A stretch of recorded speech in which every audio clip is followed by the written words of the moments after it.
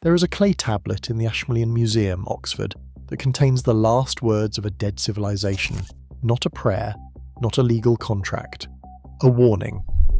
The tablet is part of a collection of cuneiform texts recovered from the ruins of Mesopotamia. Most of the collection records grain tallies and temple inventories. This one is different. It was written by a single hand, pressed into wet clay with increasing urgency, describing a world that existed before the flood, before history restarted, before kingship was handed down again, before everything the scribes remembered was reduced to a single line. I found the Sumerian King List because I was looking for something else. I was tracing the architectural records of the earliest Mesopotamian temples, trying to work out why the proportions of certain sacred structures do not correspond to the surrounding domestic buildings of the same period. The same discrepancy keeps pulling me back into archives I had not planned to enter. The deeper I went, the more I kept returning to a single document that cuneiform specialists tend to treat as a kind of literary preamble, something to acknowledge and move past on the way to what they call the real history. The Sumerian King List survives in multiple copies. The most complete is a four-sided clay prism approximately 20 centimetres tall held in the Ashmolean Museum in Oxford. Scholars refer to it as the Weld-Brunel prism, after the collector who acquired it in 1922. It was inscribed around 1817 BCE during the reign of Sinikisham of Larsa, and it records the succession of Sumerian kingship from the moment the institution first appears in the historical record. The tradition it encodes is understood to predate the prism itself by many centuries. The document is not mythology in the sense of a poem or a sacred narrative. It is formatted like an administrative record. City, king, duration, king, duration. 8 kings, 5 cities. Then a line break. The 5 cities are Eridu, Bad Tibira, Ilaraka, Perpa, and Shurapak. All are real places. Archaeologists have excavated them. Eridu, the first city listed, the city where kingship begins, has been identified with Tel Abu Shahrain, a mound in southern Iraq excavated between 1946 and 1949 by Iraqi archaeologists Fuad Safar and Muhammad Ali Mustafa. What they found beneath the main temple structure is the detail that has never fully resolved into the standard account. There are 18 superimposed temple levels, each built directly on top of the one before it, extending downward into the 6th millennium BCE. The lowest levels predate the surrounding Mesopotamian civilization by centuries. There is no archaeological evidence of a gradual developmental sequence in those earliest layers, no rough prototypes followed by refinement. The construction begins at a level of complexity that the surrounding record does not prepare you to expect. The king list begins in Eridu. In Eridu, Alalim became king and ruled for 28,800 years.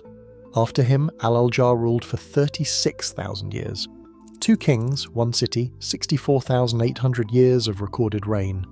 The list moves to Bad Tibira, where Enmenluana ruled for 43,200 years, Enmengal-Ana ruled for 28,800 years, and Dumuzi the shepherd ruled for 36,000 years. 3 kings, 1 city, 108,000 years. Larak gives us En-Sipa Zi-Ana, 28,800 years. Sipa gives us En-Men-Du-Ana, 21,000 years by the most commonly cited calculation. And last, before the break, Ubaratutu of Shurapak, 18,600 years. 8 kings, 5 cities. Total accumulated reign, approximately 241,200 years. Then the flood swept over. The standard scholarly interpretation treats the pre-flood reigns as mythological convention, a literary device common to ancient Near Eastern king lists that signals primordial distance through inflated duration. The numbers are understood as symbolic rather than literal. Scholars point out that the Sumerians operated on a base 60 numerical system, and that the pre-flood reigns correlate to regular multiples of the unit called Asar, equivalent to 3,600 years. The consistency suggests formula rather than record keeping. This is a reasonable explanation, and I want to say clearly that it deserves respect. What it does not fully account for is everything that follows. After the flood, kingship descends again from heaven to earth, the document's own language, and the reigns contract. The first post-flood king of Kish reigns 1,200 years. His successors are measured in hundreds, then in decades, then in figures that resemble ordinary human lifespans. By the time the list reaches rulers that can be cross-referenced with other ancient records, Gilgamesh of Uruk, around 2700 BCE, the numbers look like history. The pre-flood section does not stand apart from the document. It leads into it. And that sequence describes a transition from a world that operated by different rules to the world we recognize as ours. The question the document refuses to answer is what caused the rules to change. That decay is not random noise. It is a consistent downward slope, a record of something gradually lost. The scribe whose tablet this investigation returns to read the King List, not as mythology, but as institutional memory. His tablet is older and more fragmented than the Weld Blundell prism. The distinction is precise. Mythology explains the present by describing a sacred past. Institutional memory records what actually happened, written by people who already understood that it would otherwise be forgotten. He was not preserving a legend, he was preserving a record. Which brings us to who stood behind the first throne, and to the beings the scribes described as having given kingship its structure before the flood erased the world they had built. The Anunnaki are documented across thousands of cuneiform tablets spanning the full chronological and geographic range of Sumerian and Akkadian civilization. They are not a regional variant or a marginal theological tradition. They are the senior gods of the Mesopotamian pantheon, as central to the written record of ancient Iraq as any other institution. The name itself carries competing translations, among them those of royal blood, those who came from heaven to earth, and the great princely ones. No single rendering has achieved scholarly consensus. What the tablets agree on is simpler and more consistent. The Anunnaki were present before the first cities, and the first cities were built in relationship to them. What the tablets record about the Anunnaki is not symbolic in the way modern readers assume.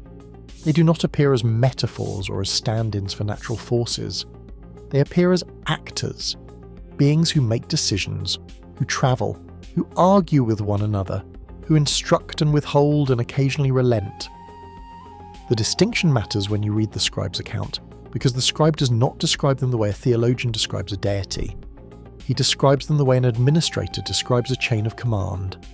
The ME, a Sumerian term with no precise English equivalent, are one of the most specific details the tablets preserve. They appear in a text known as Enki and Inanna, in which the god Enki, lord of the sweet waters beneath the earth and patron of Eridu, possesses a collection of me in his underwater domain called the Abzu. The text lists over 100 of them. They include kingship, priesthood, descent into the underworld, the scribal arts, music, the craft of the smith, the art of wisdom, the power of judgment, and the art of war. They are described as objects, physical items that can be held, transported, and transferred from one being to another. Inanna, the tablet tells us, travels to Eridu to receive them from Enki as gifts. She carries them back to her own city, Uruk, in a boat. The me are the organizational structure of civilization, presented not as something humanity invented, but as something delivered, given, distributed by a specific being from a specific place to specific recipients. The Sumerians did not frame civilization as an emergence, they framed it as an installation. The scribe understood this. He does not use language that suggests religious veneration in the way a modern reader might expect. He uses language that suggests witness. When he describes the Anunnaki, he does not say these were the gods that his people worshipped. He says these were the ones who came before the cities existed, who gave the first king his authority, and who maintained their presence in the cities through the temples built in their names. Not symbols, presences. Addressed not through prayer alone, but through protocol, through specific offerings at specific times delivered to specific locations that were understood to be points of contact rather than monuments. Enki of Eridu is the most relevant of them for this investigation. He is consistently described as the one who gave humanity the arts of civilization, not as a metaphor for human ingenuity, but as the being who held those arts before humans did and chose to share them. His domain, the Abzu, is located beneath Eridu, in the sweet water that rises from under the earth. His city is the first city in the King List, and the Temple Mound of Eridu sits on 18 levels of superimposed construction, reaching further back than the surrounding culture can account for. In 278 BCE, a Babylonian priest named Berossus wrote a history of Mesopotamia in Greek for a Hellenistic audience. The work, known as the Babyloniaca, survives only in fragments quoted by later authors, but its core argument is recoverable. Berossus records the pre-flood dynasties of Sumer. He lists kings by name. He assigns them reigns, and those reigns, recorded in a different language, in a different century, by a writer whose sources he describes only as the ancient records, are the same impossible numbers, not approximately the same, not in the same general range, the same numerical values, converted from the Sumerian sexagesimal system into the format a Greek reading audience would recognise. 2 documents, 2 languages, nearly 2,000 years between them. The same numbers. The most straightforward explanation is that Berossus copied from the same tradition that produced the Weld-Blundell prism, that the numbers are a convention transmitted intact across centuries of Mesopotamian record keeping. This is plausible. What it requires you to accept is that a numerical convention specific enough to produce identical figures survived 2 millennia of political disruption, cultural shift and linguistic transformation without variation. That is a remarkably stable tradition for something understood as symbolic rather than factual. The flood appears in both. It appears in the Atrahasis tablet, a Babylonian text from around 1700 BCE, which describes a divine council that decides to destroy humanity with a flood and a single man, Atrahasis, who is warned in advance and survives in a vessel. It appears in the Gilgamesh epic Tablet 11, recovered from the library of Ashurbanipal at Nineveh, in which the flood survivor Utnapishtim tells Gilgamesh the same story with the same structure, divine warning, construction of a vessel, the flood, the landing and the restart of life. It appears with the same structure and the same narrative beats in Genesis. 3 texts, 3 cultures, the same sequence. A divine decision, a warning to one man, a catastrophic flood, a vessel, a landing, and then a new beginning under different conditions than before. What changes after the flood in every version is the relationship between the divine and the human. Before, direct contact, direct governance, impossible lifespans, and beings described as physically present in the cities they shaped. After, mediated contact, shorter reigns, and a growing distance between whatever the Anunnaki were and the human institutions they had established. The scribe who pressed his final tablet into clay understood the flood not as a story but as a boundary. Everything before it operated by one set of rules. Everything after operated by ours. He believed his family needed to understand why the rules had changed, and who had set the original ones. There is a detail about the Eridu excavations that archaeologists note, and then tend to set aside. The lowest strata of the Temple Mound, the earliest layers, those that predate everything around them, do not show the expected developmental signature. When researchers trace the earliest settlements of other Mesopotamian sites, they find the pattern that archaeology expects: crude early constructions, gradual refinement, successive improvements as building techniques develop over generations. At Eridu, the pattern reverses. The earliest layers are not simpler than what follows. They are by some measures more sophisticated. The construction begins fully formed and then varies. It does not develop upward from a primitive start. It starts complex. This is consistent with what the King List records.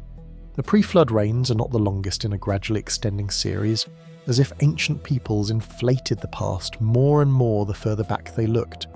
They are a distinct and bounded category. 8 kings with impossible lifespans, then a hard stop, then a reset to shorter reigns that grow progressively shorter still.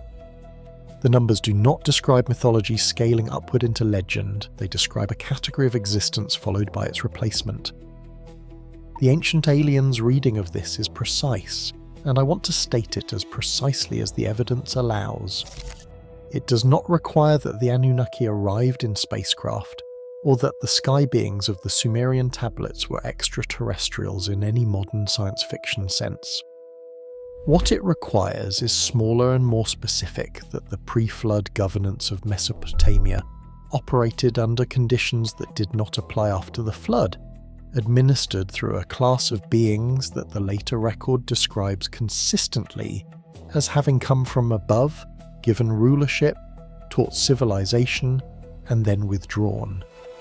Not mythology, institutional memory, not allegory, administrative record. The numbers are not exaggeration, they are a different system of time encoding a different kind of presence.